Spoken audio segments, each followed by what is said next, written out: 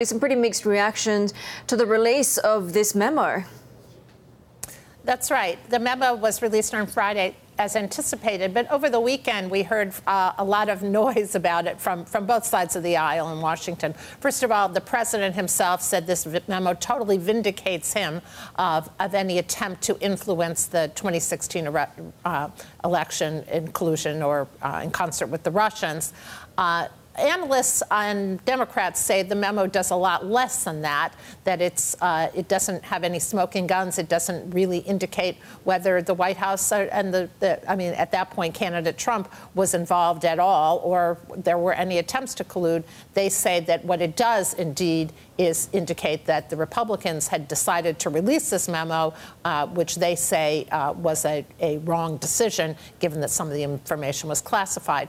Meanwhile, some Republicans themselves are saying that this does not mean that the probe by Mr. Mueller should end, that there is more to be looked at here. 3 House intelligence Republicans are saying that themselves.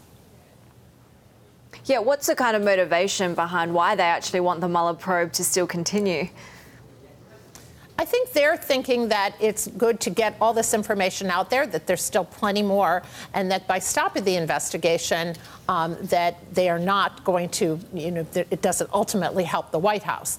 Of course, other Republicans are saying that this, at this point, that they question the motivation of the investigation. And a lot of this, of course, is being driven by partisan politics.